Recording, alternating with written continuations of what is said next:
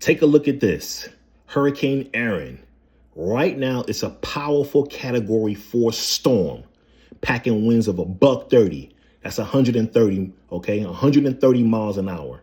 Located just north of Grand Turk Island, it's moving northwest at 13 miles an hour. This storm is massive.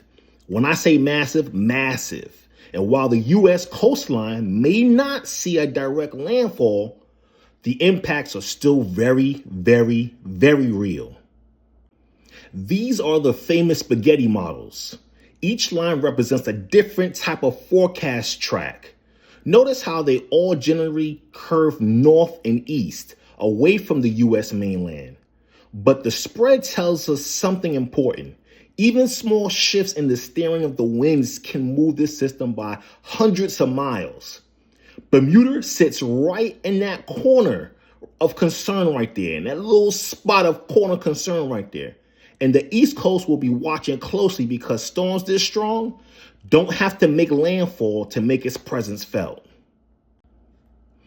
Now, this map shows the probability of tropical storm force winds. That's winds that's over 39 miles an hour. The purple and red shading, that's the highest risk zone. They're at the very top of high risk. Even if Erin stays out of the sea, notice how those green and yellow areas stretch towards the U.S. East Coast. That means rough surf, rip currents, and dangerous conditions along beaches are almost guaranteed. Impacts from this storm of this size extend way beyond the center of the storm. Here are projected intensities.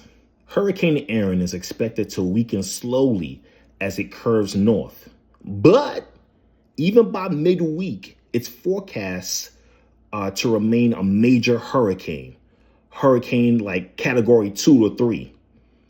This still means winds of $120, 100 to 120 miles an hour. Powerful enough to cause major damage if it was to hit land directly. Here's a little fact. The name Erin has been used before for Atlantic storms, but this one is one of the strongest to carry the name. And storms like this, that curve back into the open Atlantic, are often remembered not for landfall destruction, but for those powerful waves, coastal erosions, and dangerous rip currents they send towards the U.S. and the Caribbean. Hurricane Erin is a reminder that you don't have to see the eye in order to feel the storm.